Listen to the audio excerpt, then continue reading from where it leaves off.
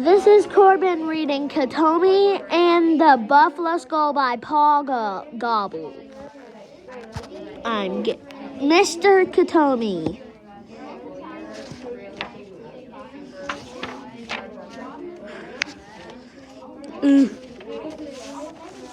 So, starting the book right now. Katomi was walking along. Every store about Katomi starts the same way. Katomi was walking along. He was wearing all his best clothes. He was going to get his horse. It's a great morning. He will think to himself, I'll ride over to the next village and see my girlfriends. We all know, don't we, that Katomi is already married. All the girls will be impressed with my new clothes. Hey, just look at Katomi. They'll say, isn't he exciting, breathtaking? I simply love Katomi. I'll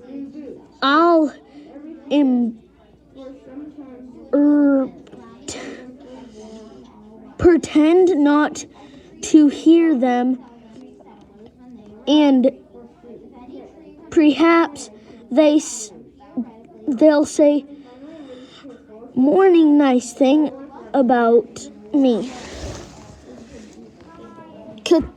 Katomi always imagines that girls think he is so terrific. I'll play my love flute. All the girls will flock around me. Oh, Katu. Each will whisper to me, I can listen to you all day long. Katomi figured his flute and practiced some tunes.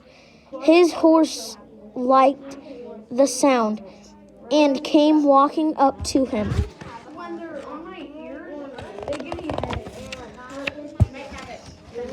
Katomi told his horse, I want you to look good today. I'm going to be like one of those real old-time chiefs sitting on your back. Now will you try to be a horse worthy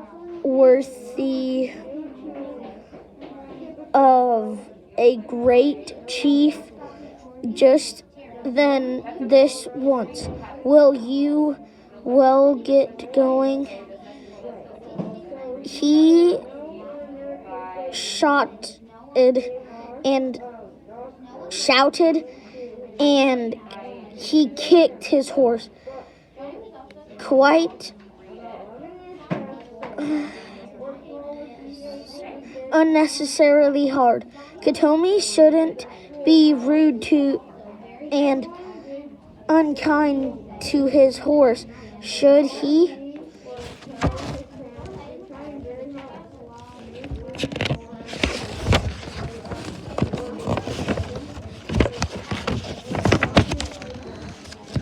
Katomi rode on and on. He was enjoying the ride. He was feeling happy with himself. Whoosh, whoosh. The horse bucked and Katomi went flying and landed on his head. Ouch.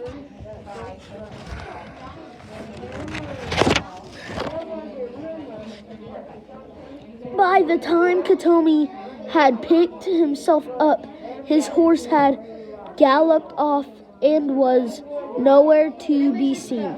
Katomi was a long way from home and a long way from the next camp. Now what am I going to do? He worried to himself. I have to walk back home. I'll tell my wife I have been jogging. Jogging is those clothes. At that moment, he heard singing. He looked all around, but there was nobody on the whole wide plain. He could distantly hear high-pitched singing and drumming. There was a dance going on. Where is it? He asked.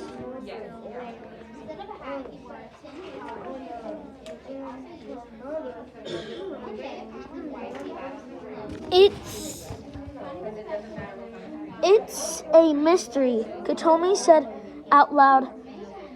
Aloud, I can hear a powwow, but I can't see anybody. His sprint stripped to his music. The soles of his feet itched.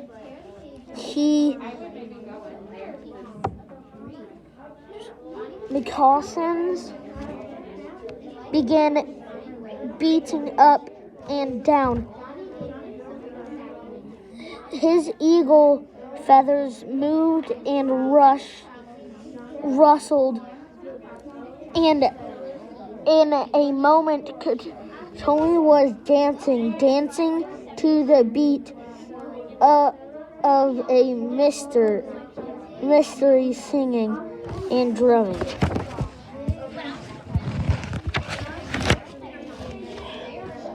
When the song came to an end, Katomi sat down on a buffalo skull to rest and to think. He jumped up without a fright, and the singing started again. Right underneath him, it was coming from the buffalo skull. He got down on his hands and knees, and peeked into the eye socket. The mouse people were having a powwow inside the buffalo skull.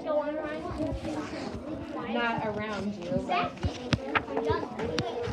Katomi thought the mice looked so happy and their outfits so pretty. Oh, little brothers, Katomi said, you dance so gracefully. Please let me join you. Oh, no, the mice replied. You are much too big. You may put just your head inside, but whatever happens, don't sleep. Katomi had once taken lessons from a medicine man, so he knew a little magic.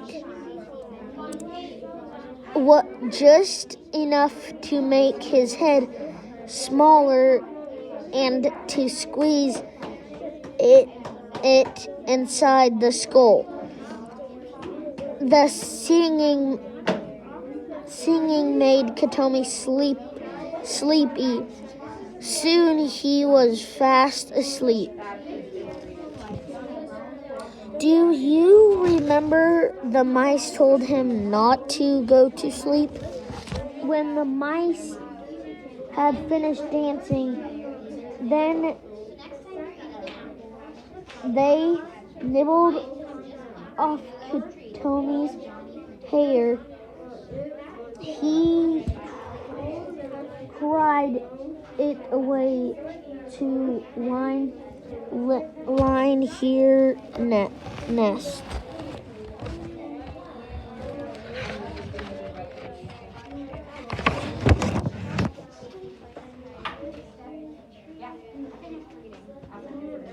When Katomi awoke, he found that his head was stuck fast inside the skull. He could not see anything. All the magic he knew was not enough to get the skull off again. If I can only find the river, he thought to himself, I can float down to my camp. My wife will get this thing off me. Katomi had no idea where he was going.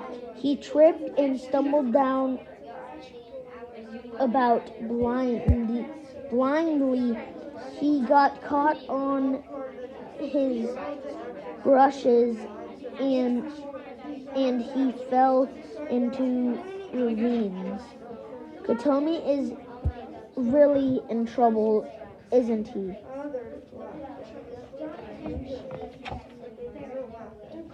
Ugh. Katomi crashed blindly into a tree. What kind of tree are you? He asked. I am cottonwood. The tree replied, I must be close to the river, Katomi said. He bumped into another tree. Friend, that tree, what tree are you? He asked. I am willow, the tree answered. Then I must be right by the river, Katomi said. The next moment he stepped off the bank and fell in with a